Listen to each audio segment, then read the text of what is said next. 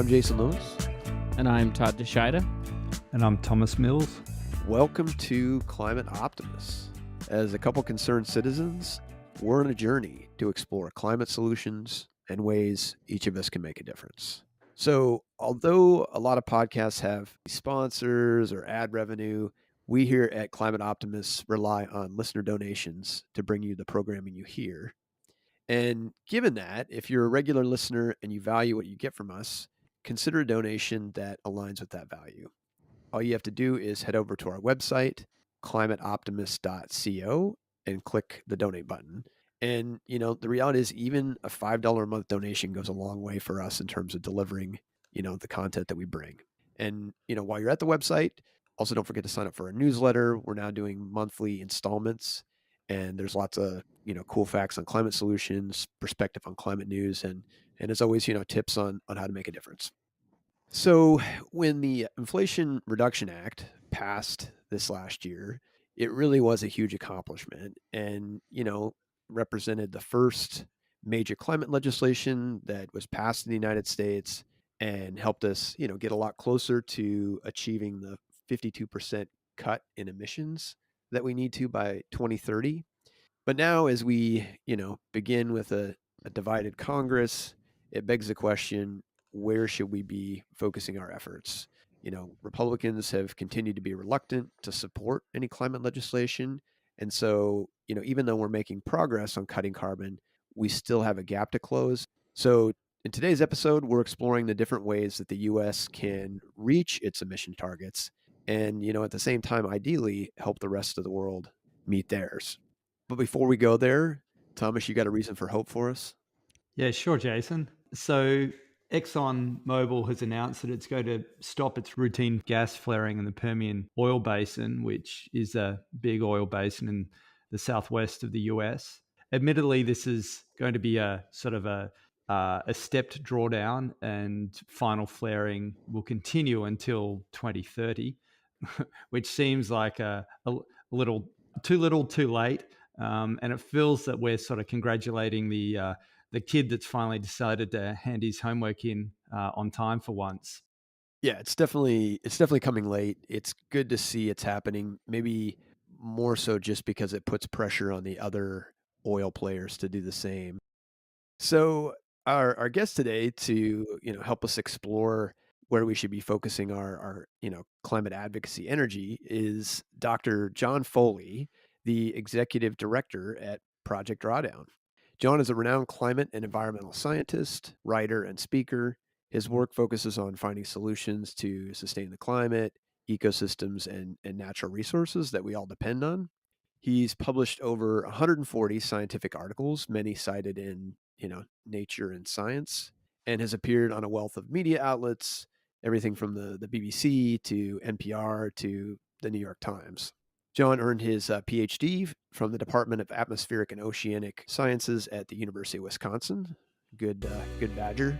In his spare time, he enjoys nature photography, hiking, kayaking, and exploring new places, all the good things that the outdoors have to offer. And we're stoked to have him on the program today.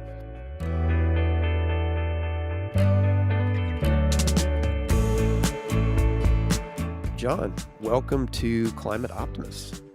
Thanks, Jason. Thanks for having me here today. It's really a pleasure to be here.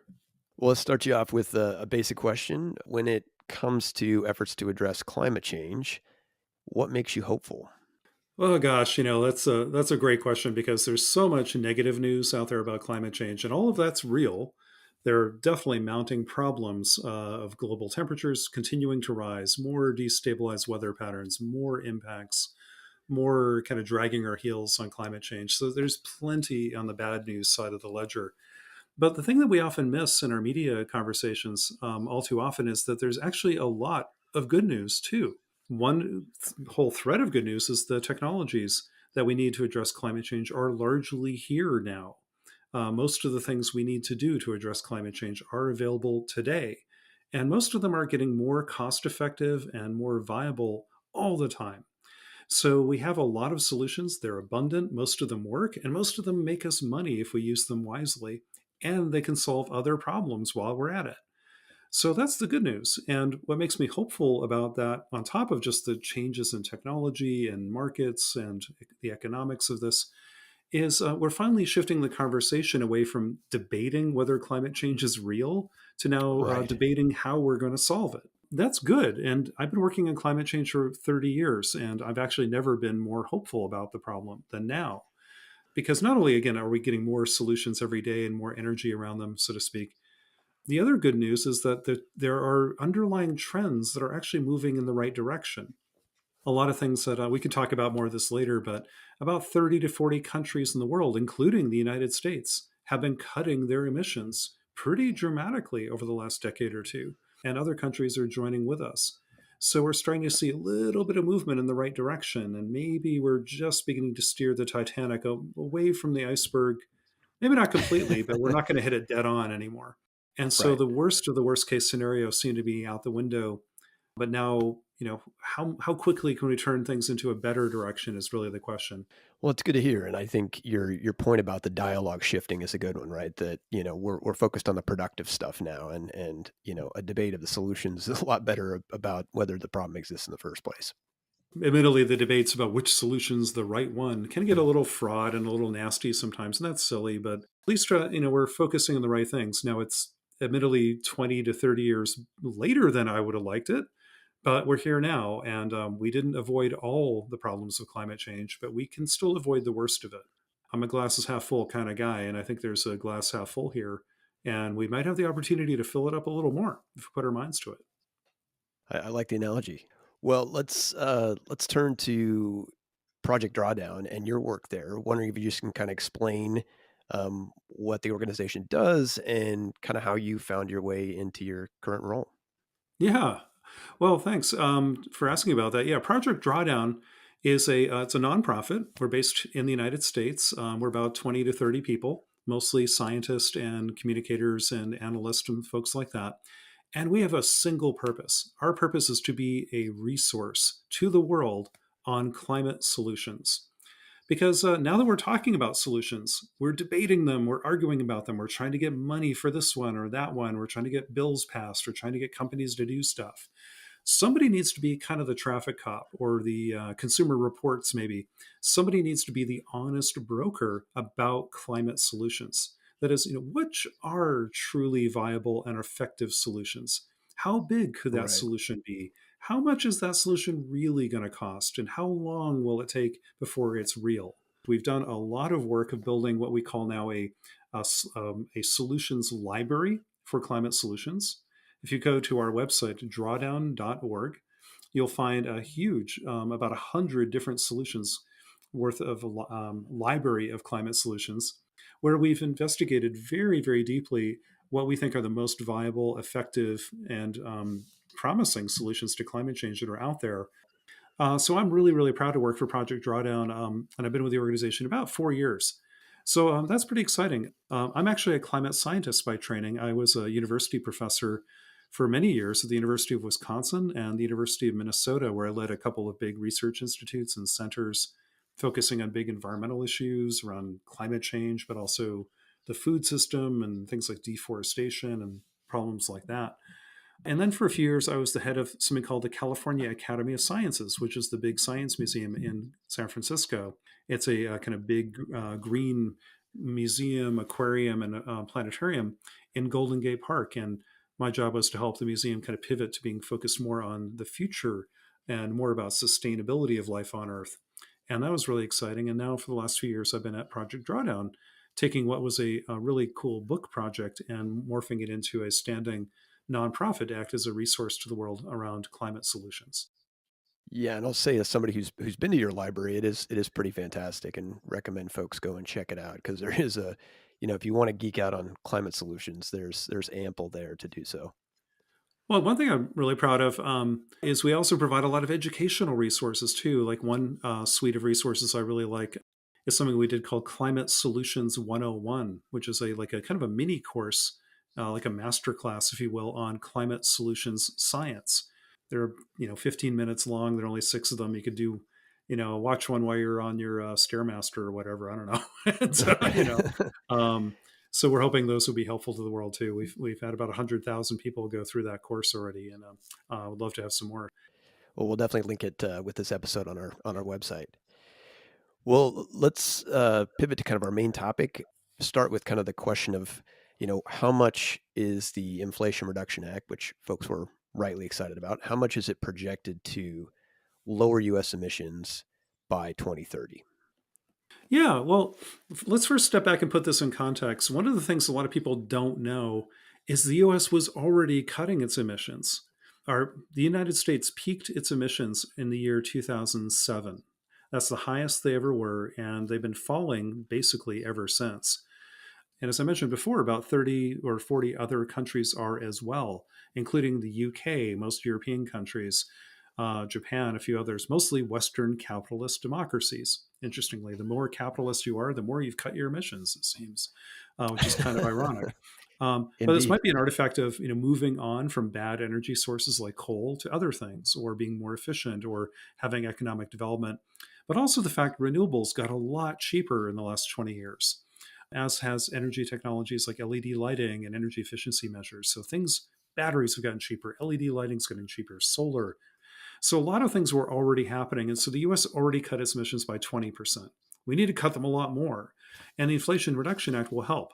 But we were already projected, depending whose estimates you look at, to cut our emissions down to about 30% below their peak by the end of this decade anyway. So we're at 20, we're headed towards 30. The Inflation Reduction Act will take us probably conservatively to at least 40%, going another 10% beyond that, maybe even more than that. The other thing that's pretty exciting is the Inflation Reduction Act, while it's a lot of money, will spend about $36 billion a year for 10 years on mostly things that could help with climate change. But that's not the whole story. Venture capital alone, just here in the US, is spending about 60 to 70 billion a year right now on climate tech. That's double what the US government's spending. And that's done without Congress. That's done without a mandate. That's just stuff that's happening in the private sector. And that number could grow by leaps and bounds in the future if we play our cards right. So I think there's kind of a confluence of a lot of good things happening at the same time. One, we were already cutting our emissions. Two, we had other kind of investments happening, making technologies and businesses more climate friendly all the time.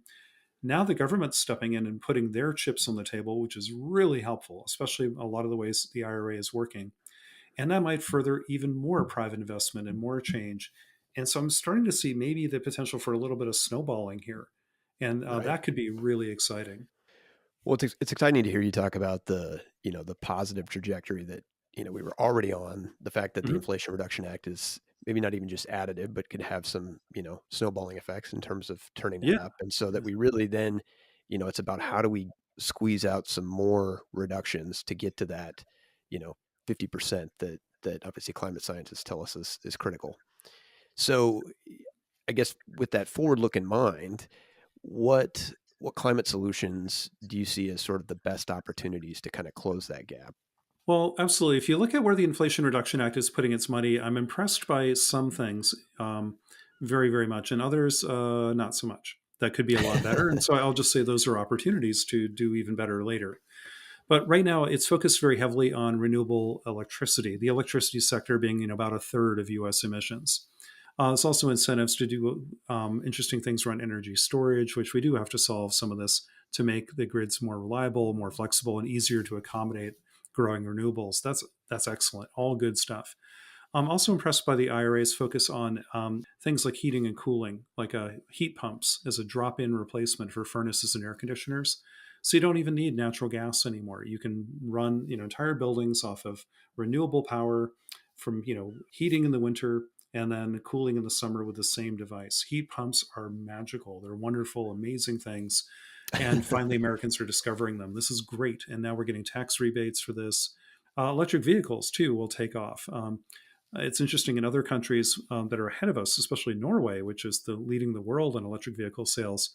Once countries hit about 5% of vehicle sales being electric, or at least plug-in hybrid electric, something kind of changes where you start to see more and more electric vehicles everywhere. You hit kind of an inflection point, a tipping point. Got a ways to get there, but the US will be hitting that pretty soon, and that could be very exciting as well.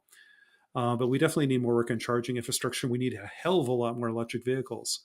The area where I think the Inflation Reduction Act, though, kind of blows it is in agriculture. They're doing very little there. And that's about 10% of the US emissions. Globally, agriculture and land use is more like 25% of our emissions. But in the US, we copped out. We kind of gave in to the special interest around agriculture. And we didn't talk about the fundamentals, which is, we eat too much beef. And Yeah. almost all of that beef is bad for the environment. Very little of this is truly like regenerative beef, much less than 1%. And so 99 plus something percent of our beef is a huge methane and greenhouse gas emitter. And we also waste about 30 to 40% of all the US food supply. These are the two big levers to address emissions in agriculture are changing our diets and reducing food waste. Not one word about that stuff in the IRA. Instead, we give credits, voluntary credits to farmers to maybe farm more kind of carbon farming techniques that could put carbon back in the soil, which is Right. great. We love that stuff at Project Drawdown, but that's a secondary solution. First, you cut your emissions. Second, you put it, you clean up the emissions you already put out there. It's like if your bathtub's overflowing, the first thing you do is you turn off the spot, the spigot, then you go find a mop. So I'm not that impressed with that as a single kind of approach. We need to do a lot better in agriculture. I think we also need to do better in industrial emissions. We also need to focus U.S. power beyond our borders. This is mentioned. Remember, we were calling this originally something like a Green New Deal. Well, that was never going to fly. But something called an Right. Inflation Reduction Act did finally. But what we really also need is kind of a green Marshall Plan, because the U.S. is only about 11% of the world's emissions today and falling.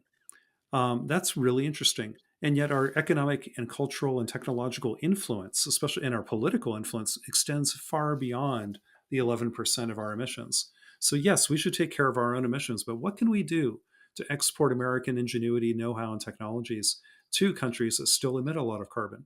The ones that are projected to emit even more, like India.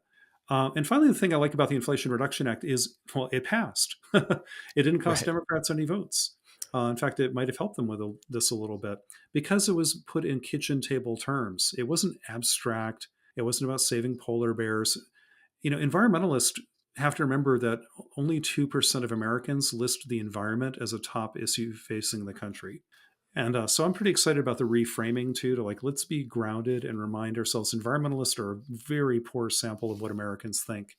And when you meet people where they are, as opposed to where you want them to be, somehow it works better. And so Sure. I like that the framing of the Inflation Reduction Act also taught us as a community maybe how to get stuff done in Washington for the first time in 30 years, is talk about kitchen table issues that everybody can get behind. And it worked. So, without obviously, there's a lot of complexities associated with policy, but thinking about the buckets you talked about, where we still have a lot of opportunity, agriculture, industry, and then helping put in place policies that help our neighbors reduce their emissions. Mhm. What might that look like? In other words, are there specific things that we should be pushing our elected officials to embrace in this latest Congress? Do we push for stuff at a state level? What sort of things help us realize those emission reductions that you're talking about? Well, I'm not a politician, but I think anybody who reads a paper or website these days knows the next Congress is going to get absolutely nothing done, and that's by design. So the House is going to spend its time investigating Biden and trying to hurt him politically before he runs for office and all this kind of nonsense. We're back to this BS of nobody's going to get anything done because we're too busy getting people reelected or not elected, instead of doing the job they were sent to Washington to do, which is actually govern. So politics is going to fail us for the next 2 years. I can't see any really constructive legislative action now for the next biennium. But the Biden administration could do a number of things without Congress right now. The power of the purse. I mean, the Pentagon is still the single biggest procurer of resources in the world. So, through procurement, what the government buys itself is a very powerful economic signal and can help kind of incentivize new technologies, new solutions, new things. Improving standards, improving kind of the rules and regulations the White House can do without congressional approval all helps a lot. Obama was a master of this too. This is how he got a lot of things done with a very hostile Congress on climate issues. Biden can, pull from that playbook and get a lot of things done through through earmarks, through budget lines, through procurement, through rules and regulations, and so on, and sometimes by executive order. But certainly in diplomacy, we have to be smarter than this. We can't just. I never understood why we use the UN to try to do climate work, because it's trying to get 200 unruly countries to agree, and if any one of them doesn't, then the whole deal's off, right? That Totally. isn't going to get us the progress we need fast enough. So, what can we do with a couple of countries? For example, on deforestation. Deforestation today emits more greenhouse gases than the entire United States. It's about 12% of global emissions. The US is 11. Well, guess what? Brazil and Indonesia emit about half of that. Just two countries, most of that for beef, for animal feed, and for palm oil. So let's focus on those things. How do we exert diplomatic pressure or help Lula, the new president of Brazil, kind of stop deforestation in Brazil? What can we do to incentivize better relationships with Brazil if they stop deforestation, or tell them if they don't, they're not going to get the trade rules they want with the U.S. Or let's not work with 200 countries. Let's focus on a couple where we can move the needle. What are the 80-20 rules in diplomacy to get climate action? How can we do that on refrigerants? How can we do that on methane? Let's get really granular and really strategic. Can we get a deal on methane with China and Saudi Arabia and a couple other countries that maybe want something from us? We don't need to solve every problem. We just need to solve as many problems as we can when they're in front of us. Let's not make the best the enemy of the good. Let's get stuff done. That's what Biden can do in the next 2 years. I just don't think Congress is going to be a real partner here. They're just going to be busy showboating for TV for the next 2 years. So given that, where, if you're somebody who is, passionate about, us achieving the emission reductions that we need to, where should you be focusing your efforts? Where would you recommend, individuals, our listeners, be putting their efforts to help this momentum that we have, accelerate? Well, it depends on the listener, right? We have a saying at Project Drawdown, we say every job is a climate job, but every job is different. So every listener is different. Everybody's going to bring a different tool to the table. We continue to need, though, political activism, certainly, but I would also be looking at cities and states. I'd be looking at the less sexy stuff like public utility commissions, zoning boards, because a lot of the projects on the ground get held up by approval processes. There's an awful lot of backlash in rural parts of the country about not installing wind or solar farms or transmission lines, this kind of NIMBY, not in my backyard kind of thing. Also happens not just in rural areas, but in urban areas as well. And so we need to kind of work on the ground on the kind of less sexy stuff than Washington, D.C., but where the governing actually happens. That's where I'd put a lot of the activism, is like boots on the ground. Don't throw soup at paintings, that kind of stuff. Go out and talk to public utility commissioners. Go talk to zoning boards. Talk about jobs. Talk about clean air. Talk about health. Talk about security. Talk about economic development for rural America. Things like that. Win over friends, because we're going to need them to build out the world we're going to build here. So that's where I'd put the activism bucket. So I think that's important. And then if people who are in the media and storytelling, journalism, writers, artists, people like this, we desperately need you too. Because right now, the dominant story is climate change is bad and we're all screwed and there's nothing we can do.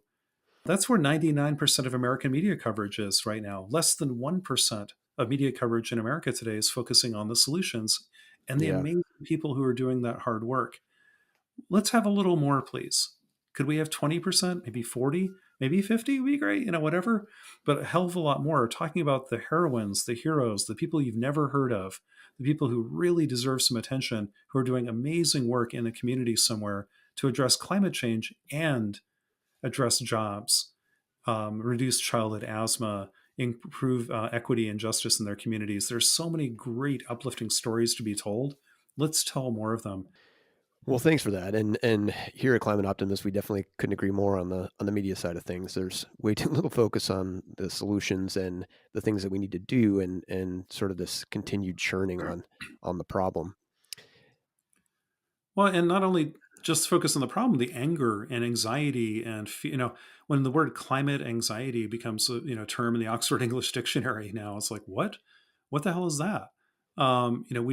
We've swung from like working so much on getting awareness of climate change. Now we've scared people so much they're anxious and disengaged. That this is so bizarre. Over 90% of Americans believe climate change is real. over 60% say they're alarmed or concerned about it. And then kind of, I would read as anxious and worried about climate change. Sure. But the disconnect is now only 2% of Americans say it's a top issue that faces them. So we're aware of the problem, we're worried about the problem, but we're not that engaged, and we don't think it's a top issue. We've kind of given up on it. Wow, did we screw up or what? So we managed to scare a lot of people, but we didn't empower people or inspire them. How about instead, talking about what we can do together and that there are opportunities and some people are trying really hard to pull them off? That isn't naive optimism. That's just truth. There's an incredible opportunity here to stop climate change and build a better world while we're at it. Let's talk about that and let's get to the real work instead of let's all fight each other in a big mud wrestling match outside of DC. That's not serving us very well. Yeah, it turns out pessimism doesn't really generate a lot of productivity. Yeah, well, pessimists are often right about their own future. Um, but optimists at least have the conditional possibility of being right about theirs. Not guaranteed, but at least there's a chance. And I think there's a case for optimism here that, the Americans and the world has often done its best work when our backs are against the wall and when we're challenged to be our best. Maybe I'm corny, maybe I'm old fashioned, but I think that's when we've been at our best as a people, is when we kind of take that higher calling. And wow, if there was one more compelling call for action than climate change, to leave a good world for future generations, at least as good as the one we inherited from the people before us, I don't know what is. I think that's the most inspiring thing people could ever be part of, and we can. So let's do it. Well, John, thanks for joining us on the show, providing us a sense of where we are, the positives about the trajectory we're on, and helping make the case for a different vision of what our future can be, and helping us move past this stuck point. Well, great. Well, thanks, Jason. And thank you for your show. And thanks for having me on today. And also keeping up the good work of, amplifying this notion that, hey, there's some things to be hopeful and optimistic about out there in all the gloom. And the world has always been in that balance between, what was it, the worst of times and the best of times, according to Dickens. We always lived in that world. So let's try to make it better and emphasize what's going well and how we can make that accelerate and go even better into the future. So thanks for having me.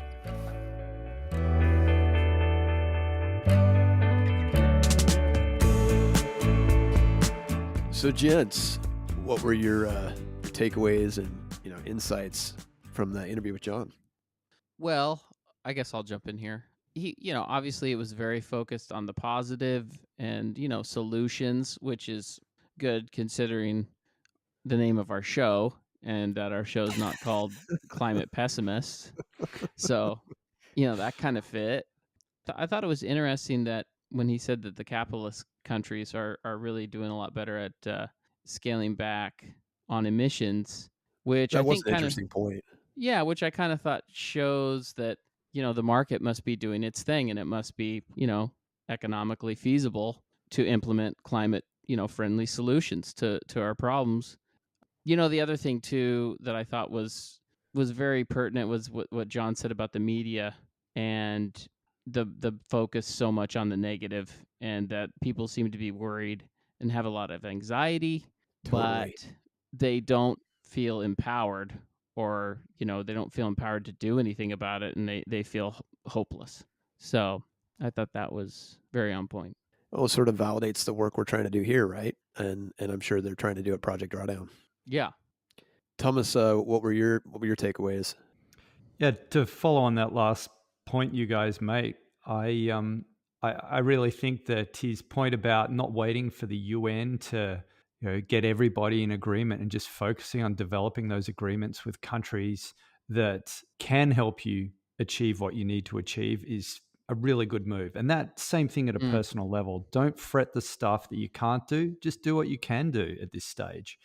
And I've been watching these border adjustment mechanisms be developed over the last couple of decades now, and I think as a good news story, it looks like the European Union have finally agreed on a border adjustment mechanism for goods imported into the EU, and I think that's just a fantastic start. And they've gone after some of the highest emitting imports first and foremost, such as cement, steel, aluminium, electricity, and hydrogen, because the bulk of the hydrogen produced globally is still made using fossil fuels.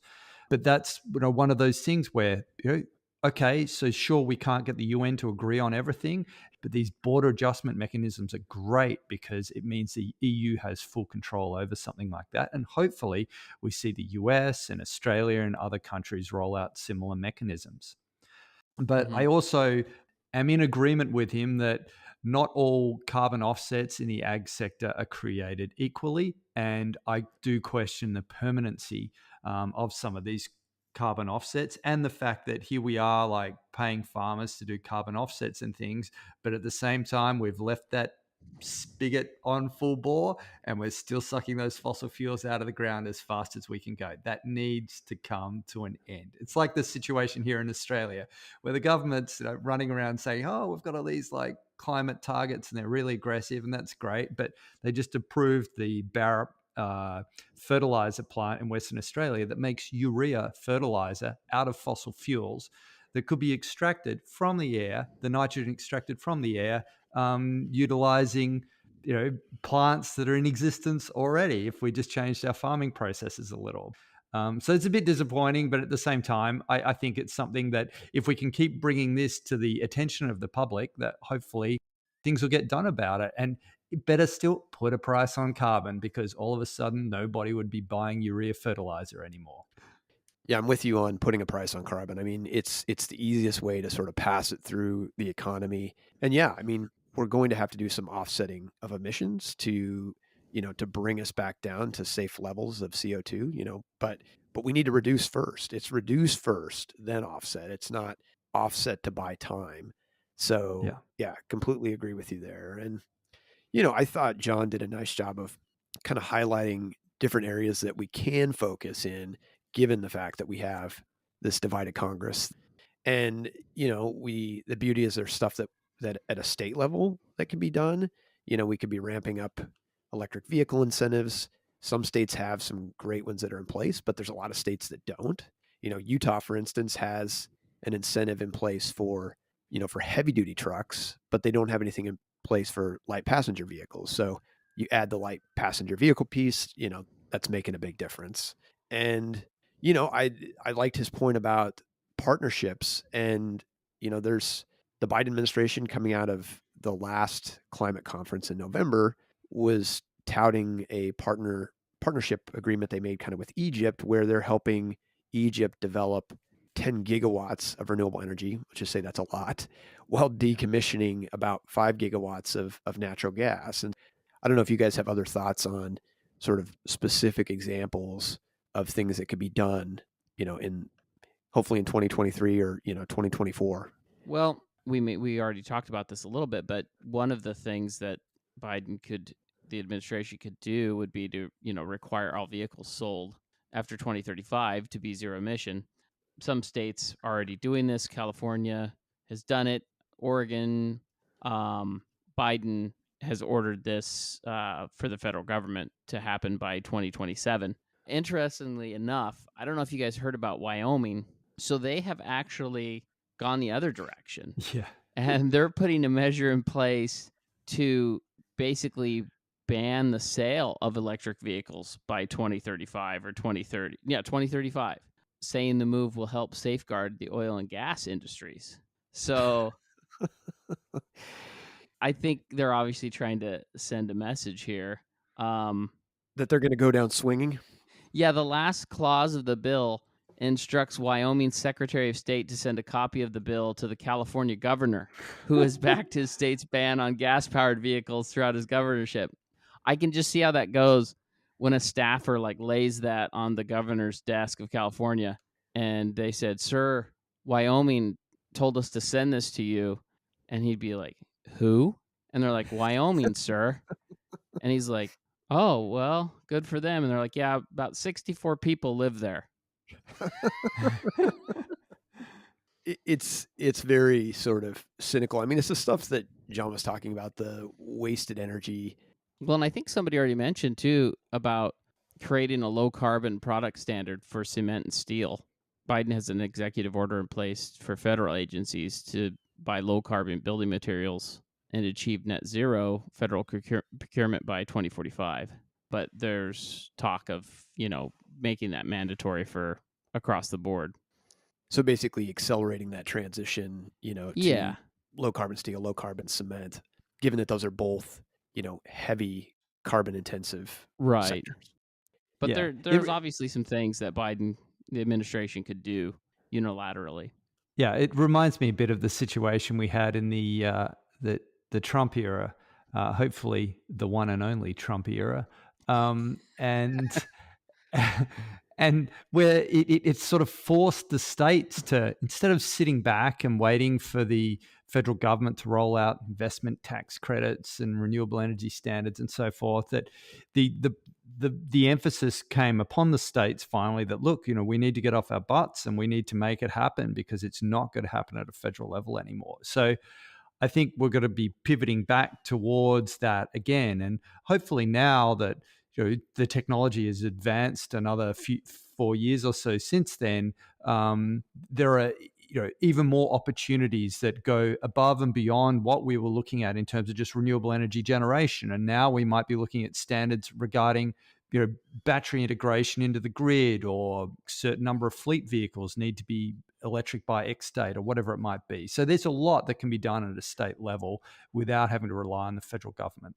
Yeah, indeed. I mean, I think that's the beauty of it. I suppose the list gets so long it could be overwhelming, but I think the positive in that, and John talked about this too, is just that there are a lot of levers we can pull. Speaking of what people can do, though, and I know you mentioned this when you were in the interview with John, but go check out that Project Drawdown site. It's really cool. There's a lot of information on there. If you're looking to educate yourself, and the way it has everything laid out is really awesome. And when I hear Project Drawdown, the whistle in Good, Bad, and the Ugly, goes off in my head. It's like like draw down, draw. I mean, I just appreciate that you're willing to, keep us surprised at what's going on in your head. But in all seriousness, John, call me. You want some marketing stuff? You want some stuff that's out there on the edge? Call me, man. That's a good segue, though. It's like you knew what I was going to highlight for what can we do this week, and we have two options that we wanted to call out, and there are obviously more, but the two for this week. First is, as Todd already pitched, head over to Project Drawdown's website and give yourself an opportunity to kind of geek out. If you're somebody who wants to really dig into the details, they've got that in spades. There's another cool area where you can call the Drawdown Neighborhood, where they highlight climate heroes from different places across the country talking about the things that they're doing. So a lot of great video content and otherwise over on the website. We'll put links obviously with the show notes here, but really just Google Project Drawdown.